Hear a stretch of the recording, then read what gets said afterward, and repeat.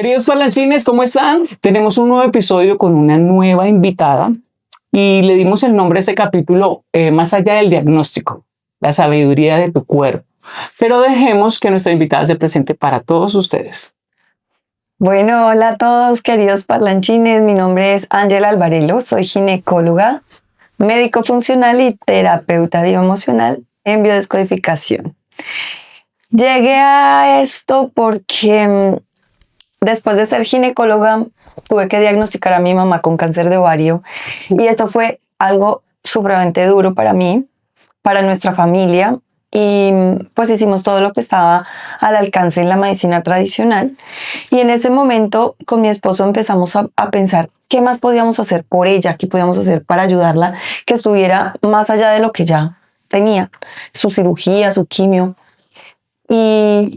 Y empezamos como a diversificarnos y a tomar un camino nuevo donde empezamos a estudiar alimentación, donde empezamos a ver por qué era importante dormir bien, por qué era importante tener actividad física y esto nos llevó a la medicina funcional. Excelente. Ese camino pues vino acompañado de otras personas en la familia que también enfermaron en el lado de mi esposo y pues como que nos hizo coger ese impulso de estudiar y de buscar una forma diferente de ayudar.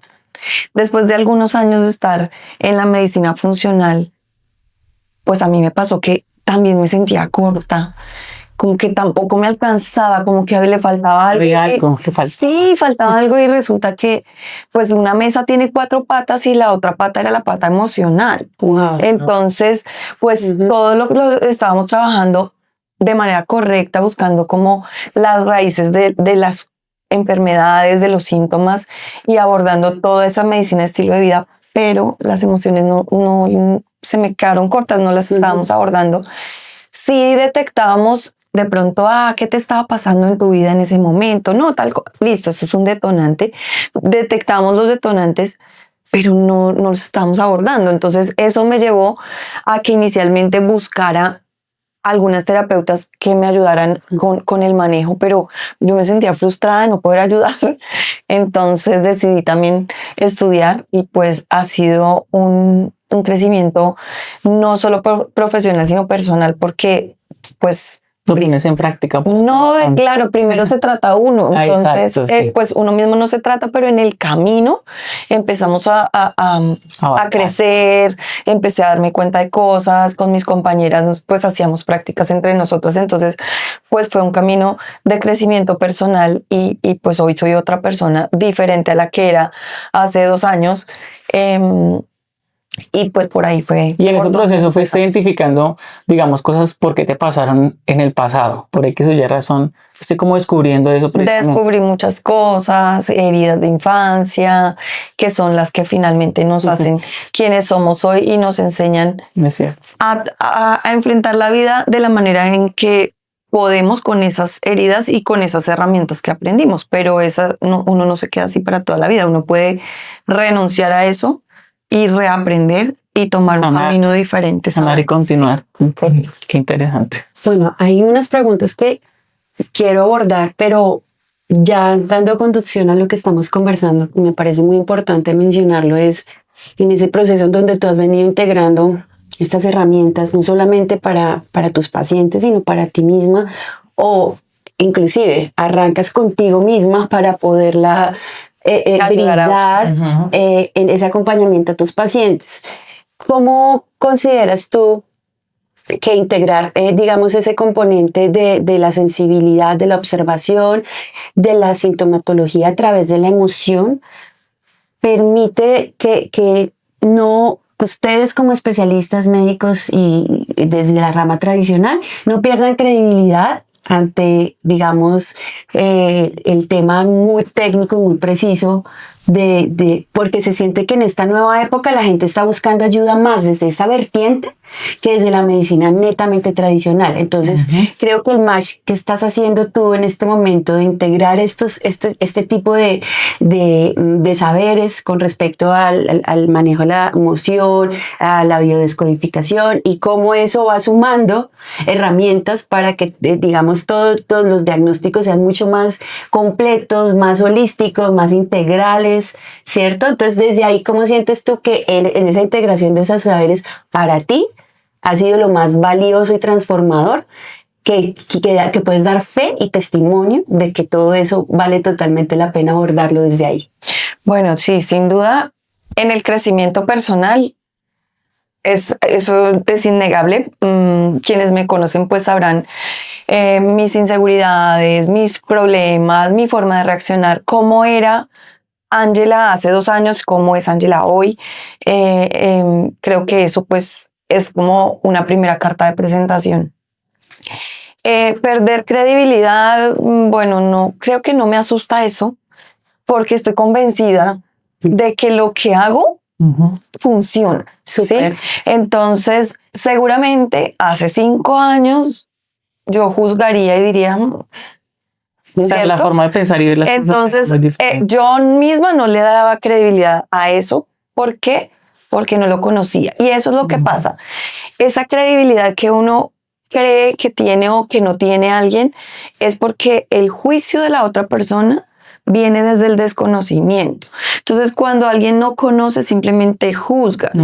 Y habrá muchas personas o muchos colegas que vienen a juzgar desde ese desconocimiento o desde lo que aprendimos en la universidad, que era, eso no, eso es tegua, eso es chamanismo, eso. Total. Y así lo aprendimos y así crecimos y así... O sea, cuando uno aprende algo durante toda la vida se vuelve como algo que es una impronta y que pues hay que desaprenderla y hay que quitarla y hay que introducir nuevas creencias y nuevos aprendizajes. Entonces, pues digamos que ese tema de la credibilidad no me da miedo porque estoy convencida de que la parte emocional es fundamental. Y a una colega que es médico y también hace biosanación emocional porque hace biodescodificación, le oí una metáfora que decía, cuando uno va en una canoa remando, si yo remo solo por este lado, pues voy a dar la vuelta. Sí, Si yo remo solo por claro. este lado, también. Entonces, si este lado es el físico y este es el emocional, para poder avanzar, tienen que estar en tengo que sincronía. remar a los dos Claro, lados. al tiempo. Entonces, pues hoy en día estoy convencida de que eso es lo que hay que hacer. Hermoso. Qué lindo testimonio también de cómo tú puedes dar fe de eso a través de la experiencia personal. Entonces eso genera un impacto mucho más bonito. Le da ese plus también a... No, y es a la- inspirador. Sí, claro, Ujú, totalmente. Y que le totalmente. da ese plus a tu profesión como tal, ¿no? Porque no solamente te dice te duele por tal razón, sino hay un antecedente de por qué ese dolor viene o se va como aumentando. Bueno, Que eso es muchas algo personas a importante. veces no lo ven de esa manera y no se dan cuenta de que el cuerpo, hasta un libro que yo leí que dice, el cuerpo grita, creo que es lo que las emociones callan. Tal cual. Porque dejamos de decir las cosas y todos nos lo estamos guardando para nosotros mismos y por eso es que sufrimos a veces por afectaciones, por no decir las cosas, por guardarnos todo. Pues, es tan importante. En esa frase está como la base de la biodescodificación y es entrar a encontrar dónde está la emoción que te generó ese síntoma, porque tu cuerpo te está hablando de alguna manera. Por lo menos, digamos, con respeto a Beata, tú una vez hablabas de lo que te pasó, que tu parte derecha te dolía más que tu parte izquierda. Sí, ¿Recuerdas? sensibilidad más marcada Ajá. en el lado derecho. Que asociándolo, bueno, es de varias cosmovisiones, el derecho es el masculino, el izquierdo es el femenino y es un conflicto que tengo ahí por papá y esa herida de papá. Dependiendo Entonces, si eres diestra o no. sí, soy totalmente zurda, mi abuela es zurda, mi mamá es zurda, yo soy zurda, pero mi sensibilidad física, pero la mayor fuerza la tengo al lado derecho. Entonces, bueno, ahí uno va descubriendo varias cosas. O, por ejemplo, el tema de la espalda, que yo tenía unos problemas de espalda gravísimos. Y pues obviamente entendí después de identificar qué emociones estaba ahí reprimiendo con todo esto, pues era como un exceso de carga A mí también emocional. una vez me dio fue una tendinitis en la pierna derecha, pero era por conflicto, un tema que llevaba con mi mamá de la depresión. Entonces, por cualquier cosa que me avisaban de ella, yo como que me ponía 1000 y todo se me fue recargando. sentías que no podías avanzar y duré casi entonces, 3 pues, meses, duré casi 3 meses con el dolor. Me tenía que levantar y hacer presión para poderme ayudar. Fue una cosa compleja. Cuando ya empecé a soltar un poco, dije, definitivamente no me puedo cargar de las energías de los demás, por más de que sean mamá y la ame, porque me está afectando a mí y tengo que pensar también en mí. Correcto.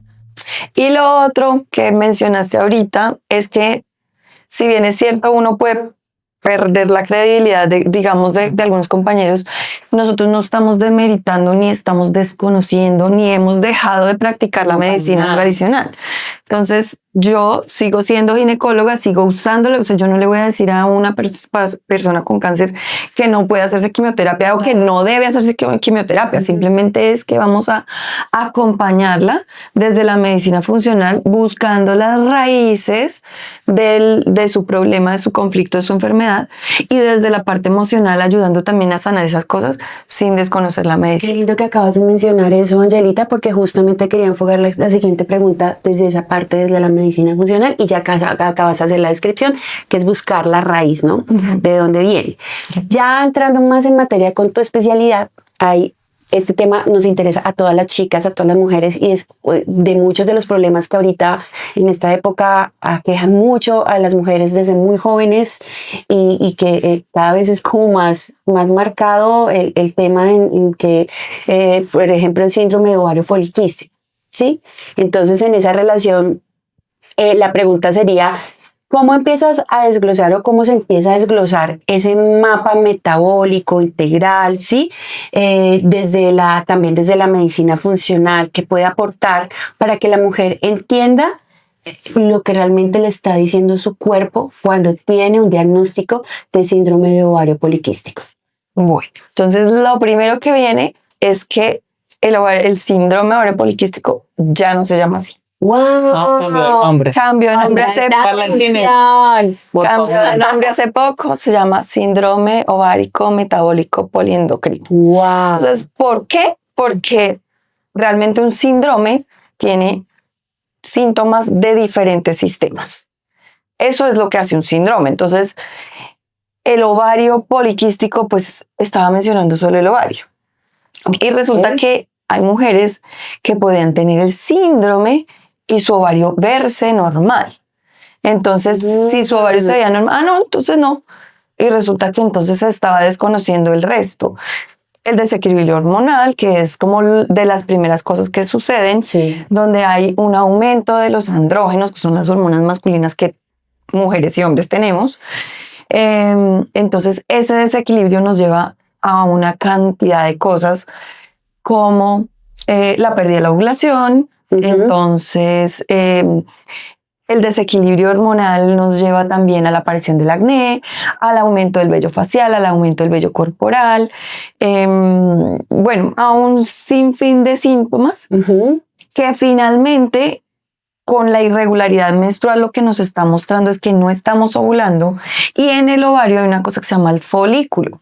El folículo es como una bolsita, que las bolsitas se llaman quistes, pero realmente eso no es un quiste, es un folículo. Pero en otro momento se llamaba quiste folicular. La terminología ahorita es... Entonces, folículo. Es un folículo, y dentro de ese folículo está el óvulo. Entonces, cada mes ese folículo se desarrolla, crece, se rompe y libera el óvulo. ¿Qué pasa con el tema del síndrome? Que al tener el desbalance hormonal, no estoy ovulando, y si yo no ovulo, ese folículo se queda ahí estacionario. Y con el paso del tiempo, pues son muchos los folículos que se van quedando estacionarios, y ese es el aspecto poliquístico que toma el ovario. ¿Listo? Entonces no es realmente quistes, sino que son folículos que quedaron detenidos en su desarrollo, ¿sí? Pero está todo lo que está por debajo: el desequilibrio hormonal, la resistencia a la insulina, y todo esto es un ciclo vicioso. O sea, si tú no mejoras una cosa, te empeora la otra. Si tú no mejoras la otra, empeora. Y es así. Es una bola de nieve que va continuando. Exactamente.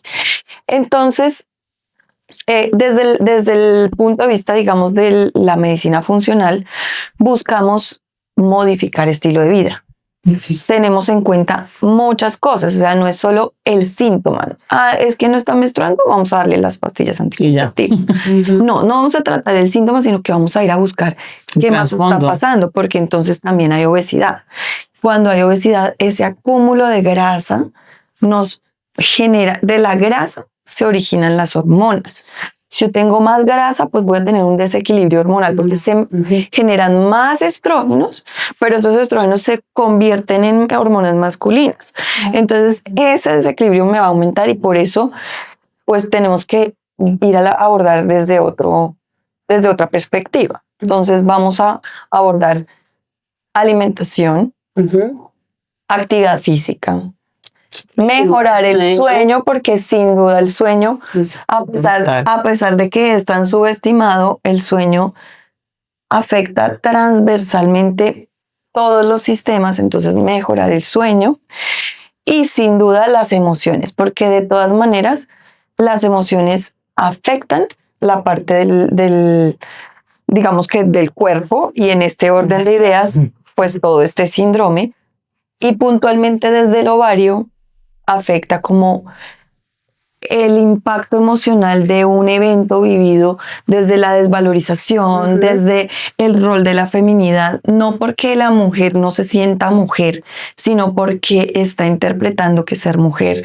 es muy duro, que ser mujer no se puede, que ser mujer no vale. No, sí. Exacto. Entonces, esa parte, digamos, es importante abordarla desde todos los aspectos. Inclusive juzgar el hecho de menstruar, ¿no? Como que a eso ya me pone en desventaja en mi calidad de desempeño laboral, o por ejemplo, bueno, las etapas de cada una mujer, perimenopausia, menopausia, entonces, o sea, son una cantidad de cosas ahí, pero entre lo que tú mencionas, digamos una pregunta ahí, de acuerdo a lo que están diciendo, pues obviamente yo no soy mujer, no conozco el proceso menstrual de una mujer, pero digamos de acuerdo a esto que tú hablas y con lo de la biodescodificación, ¿habría posibilidad que una mujer lleve su periodo de una manera más relajada, digámoslo así, no le dé tan fuerte, o ya eso es muy... Claro que sí. Ok. Claro que sí es posible. Es importante resignificar, porque hay que encontrar qué pasó, qué evento vivió esa persona, porque las dos podemos tener ovario poliquístico, pero a Beatriz le pasó algo en la infancia que lo interpretó o lo vivió de una manera, y es por eso que hoy lo está trayendo acá. Y yo viví otra experiencia, pero que también la interpreté de una manera que me llevó a manifestarlo con este síntoma. Sí, entiendo. ¿Sí? Sí, porque hay mujeres, digamos, he escuchado a algunas amigas que les da durísimo los días del periodo, y no solamente por el tema emocional de ponerse en estresantes o de mal genio, sino se revuelcan prácticamente el dolor porque les llega muy, muy fuerte. Ya abarcando, digamos, este tema también, la otra pregunta sería, ¿las emociones también radican en la enfermedad de la endometriosis? ¿De qué manera, digamos, se ven vinculadas la emoción hacia este pequeño proceso que veo que lo estuve analizando porque la verdad no sabía, pero dije voy a averiguar un poco sobre este... La endometriosis es una condición muy frecuente. Es una condición, sí, es una enfermedad, sí, es un diagnóstico. Okay. Es muy complejo, es muy frecuente, realmente es doloroso porque duele durante el ciclo, duele por fuera del ciclo, duele cuando va a tener relaciones, duele cuando va a hacer deposición, duele porque sí, duele porque no. Entonces es una enfermedad que genera una alteración en la calidad de vida de la mujer. Y pues dependiendo del grado de severidad, pues hay mujeres que lo llevan más o menos bien y hay otras mujeres que tienen que incapacitarse porque realmente el dolor es terrible. ¿Sí? Entonces, desde la medicina convencional, pues el tratamiento cuando es necesario es cirugía, o se maneja con hormonas y pues manejo de dolor y hasta ahí. Ok. Desde la medicina funcional, pues tratamos de hacer el abordaje para el manejo de la inflamación, teniendo en cuenta la alimentación antiinflamatoria, el ejercicio, que es clave, el manejo de la microbiota y la salud intestinal, porque resulta que a uno le enseñaron como, no, los sistemas. Entonces, ¿tú eres ginecóloga? Ah, no, eso no tiene nada que ver porque eso es de gasto. Esto no tiene que ver porque esto es de otorrino. Ajá. Y resulta que el ser Va humano ligado también. es un ser integral. Entonces somos como esos relojitos viejos que eran así en rueda dentada, Engranaje, sí. engranados, Todo y está que si este interrelacionado. se daña, Se pues daña, el de allá también. Podría Entonces, dañarse todo, claro. Sí. resulta que sí. Es interdependiente, Mm. cada órgano también, ¿no? Cada sistema, ¿no? Todo. Ujú. Y todo está relacionado. Entonces, cuando logramos empezar a manejar de esa forma integral, sanamos el intestino, porque cuando el intestino está enfermo y hay aumento de la permeabilidad intestinal, ese Gravísimo. aumento de la permeabilidad intestinal hace que las toxinas que debían salir en la deposición Se queda. El derecho. entran nuevamente en la circulación y vuelven y pasan por todas partes. Y empiezan a afectar. Y vuelven y pasan por el hígado, que ya el hígado había limpiado eso y le había mandado a salir. No, volvió a entrar. Y las hormonas y los estrógenos que iban a salir vuelven a entrar. Y esa sobrecarga estrogénica hace que la endometriosis empeore. Entonces, para que tú entiendas un poquito sobre la endometriosis, el útero por dentro tiene una capa que se llama el endometrio. Esa capa cada mes, por respuesta al influjo hormonal, va poniéndose más gruesita Ujú. para prepararse a que llegue el embarazo. Ok. Cuando no llega el embarazo, esa capa se desprende y sale, y esa es la menstruación. Pero durante todo el mes estuvo reaccionando al informe que venían dándole, a la instrucción que venían dándole las hormonas. Las hormonas le van diciendo, mire, acá está esto, entonces reacciona. Entonces él se va preparando. Ok. Y resulta que la endometriosis es que estas células que están aquí adentro salieron y se fueron a vivir en otro lugar. Entonces, fuera del útero, en los ovarios, en las trompas, en los intestinos, en la vejiga. Y esas células que el sistema inmunológico no logró digamos, Expulsar o. pues que eliminar, ¿sí? Eliminar del cuerpo. Y no existe la apoptosis, que es la muerte celular programada, no se dio, entonces esas células no se murieron y se pegaron a un órgano que está al lado donde Y el pudieron cual no vivir. pertenece. Pero igual Donde el no estado de esas pertenece. células en que queda. Quedan respondiendo a las hormonas como si estuvieran dentro del útero. Sí, claro. Y esa es la endometriosis, y por eso cuando se crecen empiezan a formar adherencias, y esas adherencias forman cápsulas y sigue funcionando y se forman quistes, y esas adherencias generan mucho dolor, generan infertilidad y bueno.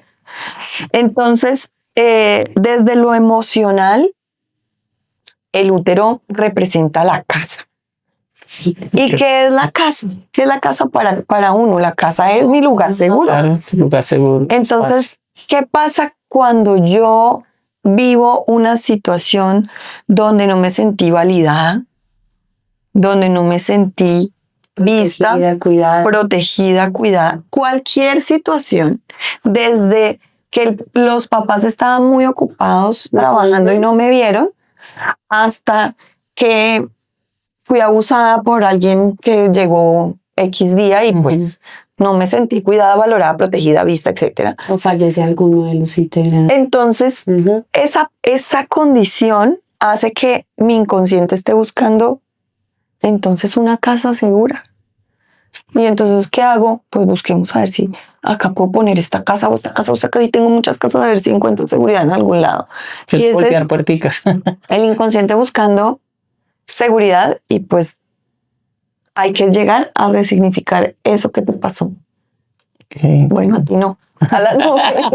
Sí, exacto. Sí, porque digamos, yo también investigando un poco sobre el tema, porque pues dije, Bien. obviamente voy a averiguar porque pues no tengo claridad, y pues está Ángela y toca pues aprovechar y preguntarle. Y en lo que leí veo que dice que, y bueno, y tú lo colocaste en un video en Instagram, habla de que la endometriosis puede evolucionar o mostrar sus síntomas desde el inicio, avanzando desde hasta 7 o 10 años después de su iniciación.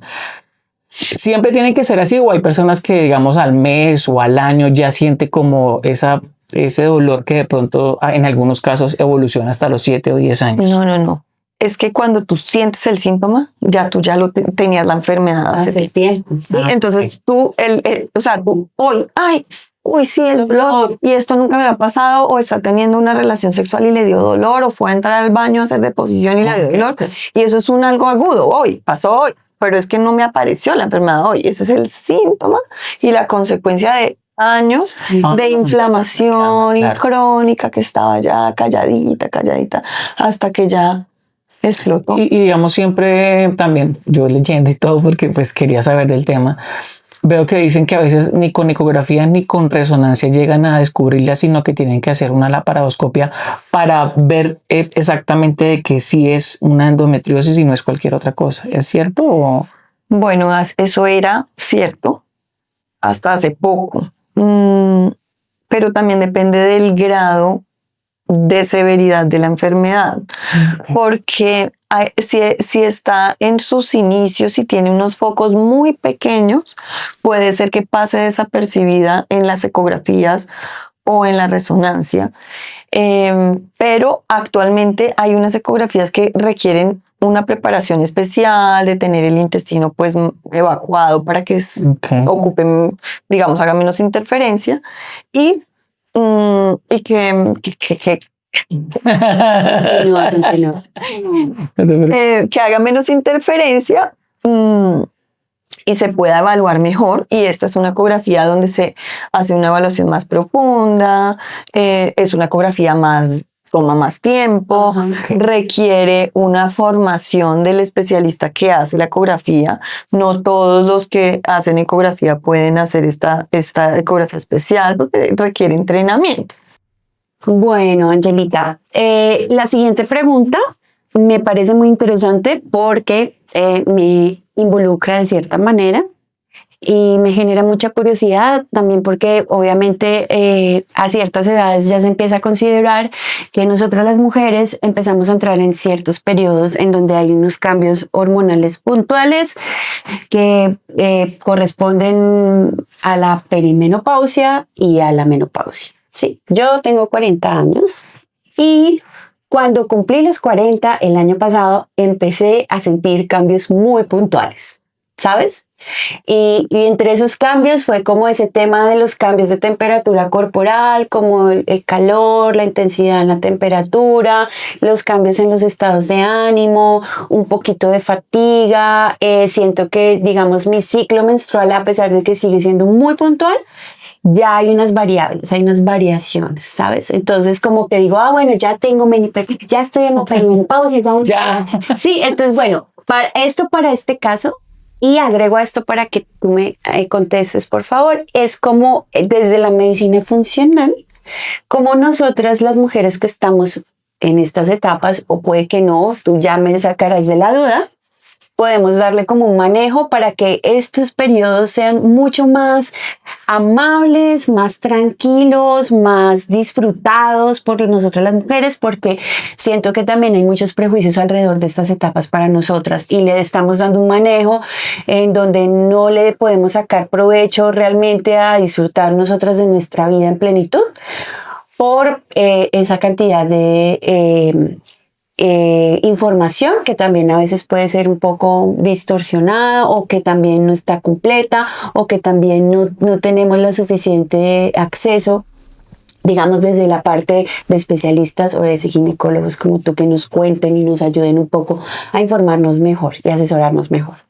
Bueno, sí, me parece, me trajiste a la mente un caso y no necesariamente todos los síntomas hay que achacárselos a la menopausia o a la perimenopausia. Ok. Si bien es cierto, pues todos esos síntomas son característicos de esa etapa. Hay mujeres que sienten uno, dos o todos los síntomas y no necesariamente se debe a una alteración hormonal de estar ya en la menopausia. Interesante. Tuve un caso de una paciente alrededor de los 50 años que empezó a sentir calores y sus compañeras se burlaban de ella porque, que ya está en la menopausia. Y entonces se empezaron a burlar. Y resulta que cuando ella me consultó, ella estaba en menopausia desde los 35 años porque a ella la operaron, le quitaron su útero y sus ovarios y ella estaba en menopausia desde los 35 años. Luego sus síntomas de hoy, pues ya no eran esos porque eso ya pasó. ¿sí? Claro. Entonces empezamos la consulta. Yo la evalué, le pedí unos exámenes, le indiqué algunos suplementos para ayudarla y le pedí que hiciera unos cambios de alimentación. Le dije, por favor, tiene que dejar el azúcar. Vamos a dejar el gluten por un tiempo. El gluten no necesariamente hay que abandonarlo para toda la vida, pero sí vamos a dejarlo un tiempo. Vamos a sanar el intestino, la permeabilidad intestinal. Vamos a mejorar, a optimizar la hidratación con un agua que sea pues de calidad. Bueno, y vamos a hacer ejercicio. Y ella me dijo, bueno, listo. Se fue con su orden de sus exámenes. Le dije, nos vemos apenas tengan los exámenes. Y cuando volvió, yo le pregunté, bueno, ¿cómo estás? ¿Cómo te sientes? No, súper bien. Ya se me quitó todo. Bueno, y los exámenes, no me los he hecho.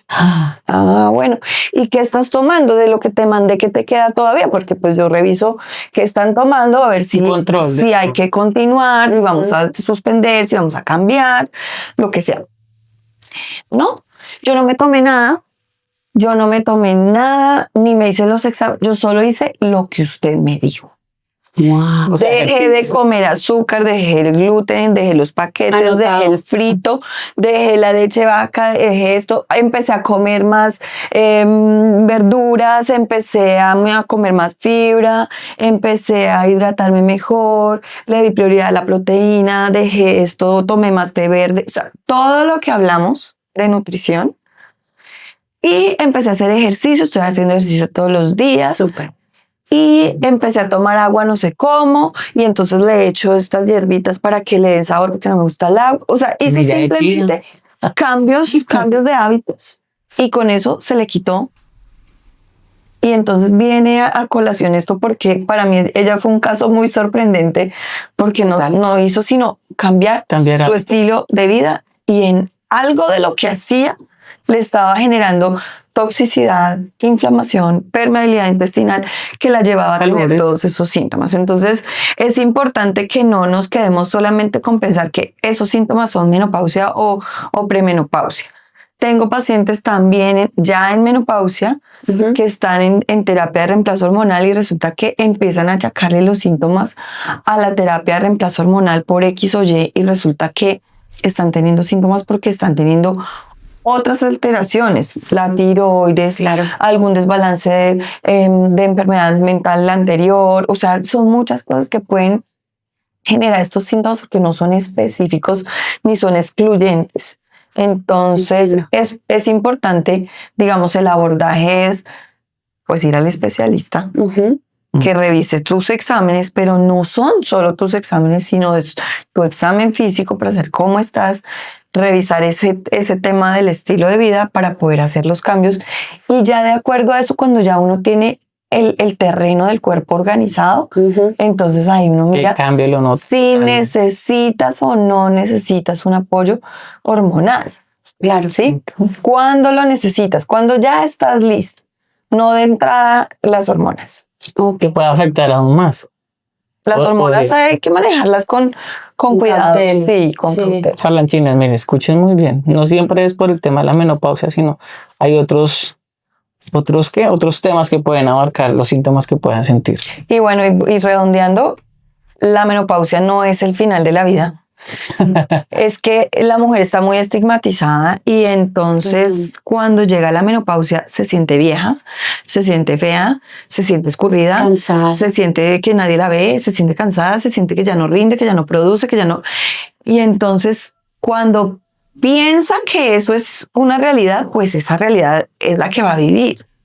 Sí, asume. Va a seguir y la menopausia es una oportunidad de crecimiento, es una oportunidad de expansión, es una oportunidad de renacer, es una oportunidad de aprovechar, es una nueva etapa, pero donde podemos aprovechar que, hombre, ahora voy a tener más tiempo. ¿Y para quién? Para la persona más importante que soy yo, la que me ha acompañado toda la vida. ¿Sí? Entonces es un renacer, es un volver a encontrarnos, es un reconocerme, es un poder mirar allá la sombra, que la sombra la tienen como, ay, la oscuro. No, sí, la sombra es lo que quedó escondido pero tengo cosas buenas y malas en la sombra, así como tengo cosas buenas y malas en la luz, ¿sí? Ajá. Entonces lo que ven las personas acá, Como dicen por ahí, de la oscuridad sale la luz y de la luz de la oscuridad. en la oscuridad hay cosas buenas que tenemos olvidadas, cualidades, Nos ayuda a virtudes que crecer. tenemos escondidas que no sacamos para no incomodar, ¿sí? Y Para encajar. para encajar, para ser aceptados, Aceptar, exacto, sí. y hay que sacarlas porque hay que Sí. florecer.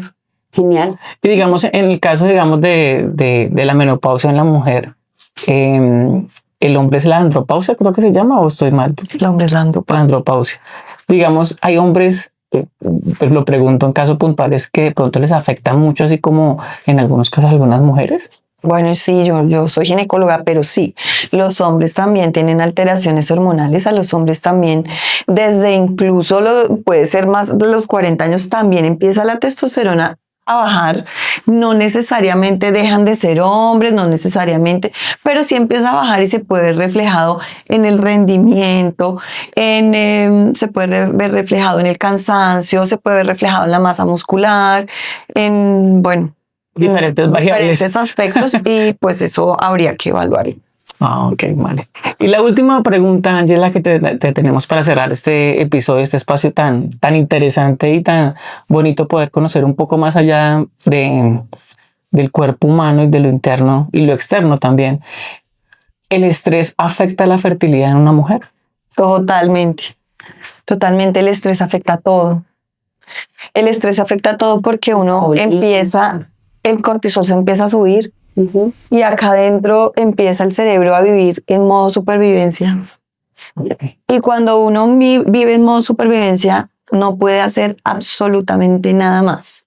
Porque si a ti te van a robar y tú tienes que salir corriendo porque estás Sí, escapando, claro. tú vas a sacar el teléfono a llamar a alguien a saludarlo, no. No. Tú estás corriendo, tú no puedes pensar en nada más, no puedes, o sea, estás huyendo. Entonces, literalmente esa supervivencia y desde el punto de vista evolutivo, así fue siempre. Sí. Entonces, uno necesita estar en paz y armonía para que el cuerpo se sienta listo para procrear. Y fíjense que estacionalmente en los países donde hay estaciones, en el verano se generan los embarazos que van a nacer después. Y acá en Colombia puntualmente, como nosotros los ginecólogos decimos, llegó la camada de septiembre, que es que nacen en septiembre, nacen un montón de niños que son de diciembre. Ok. Navidad, llegó diciembre con su alegría. No dan regalos, sino dan placer. Entonces, bueno, ¿y por qué ¿Y por qué pasa eso? Porque en diciembre uno está en modo amor, paz, alegría, Compartir, familia, o sea, entonces el sistema nervioso está en otra condición y eso ayuda Se muchísimo. disponen para. Parlanchinas, ya saben en qué época tienen que prepararse en diciembre. Entonces, literalmente, sí, el estrés, si tú estás en modo supervivencia, no vas a rendir, no solo en la fertilidad, sino en nada. La fertilidad es un proceso muy complejo. Se afecta por muchas cosas, también el sueño, las hormonas se alteran por dormir mal, el metabolismo, la alimentación y la toxicidad. La toxicidad que viene hoy en día viene de todos lados. Entonces, las torres electromagnéticas que tengo aquí al lado de mi cuarto, las tomas que tengo acá también, el Wi-Fi, el Bluetooth, toda esa contaminación electromagnética, la polución, las cremas que Las prendas, que me los pongo. componentes de las prendas de vestir. Total. Ujú. Los tintes, los champús, las lacas, todo el maquillaje, los esmaltes. Ahora vienen esmaltes orgánicos. O sea, hay que tratar de buscar cosas como para disminuir la toxicidad, que también suma para la parte de la Las fertilidad. personas tóxicas también. Las relaciones que Sí, desequilibran claro. tus emociones. Cierto, porque ese tema emocional Sí, también afecta, ¿cierto? Bueno, Ángela? Suben el cortisol, te ponen- Literalmente sí, o sea, las relaciones tóxicas sí, y hay una parte de la fertilidad desde la biosanación emocional y es que cuando la persona la mujer siente que este no es el papá que debe tener mi hijo o esa no es la familia política que debe tener mi hijo, pues mejor no traigo un hijo. Y eso es el inconsciente que me está programando y hace parte de por qué una mujer a veces no se embaraza. Ok. Entonces, Bueno, no, pues qué capítulo tan enriquecedor, ¿no? Sobre todo pues para las mujeres, bueno, y Poderosísimo. a todos en general, ¿no? Porque es importante mirar las emociones, ¿no? No solamente mirar los temas de medicina convencional, sino también ver un poco más allá de lo que una emoción le puede decir a tu cuerpo y te puede ayudar hasta a salvar, ¿no? Porque el estrés puede hasta matar a una persona. Entonces, pues Ángela, muchas gracias de verdad por este espacio, por darnos la oportunidad de hacerte estas preguntas como tan vacías para algunos, por lo menos en mi caso, muchas cosas que no tenía claridad, y te agradezco por esa retroalimentación que me acabas de dar. Beata, no sé, de pronto tú qué agradecimiento quieres darle No, a Ángela, es un placer de verdad también entender que desde la parte profesional, sensible y humana es para nosotros un gusto y un honor tenerte aquí. ay, Muchas no, gracias. para mí un gusto también. Les agradezco este espacio.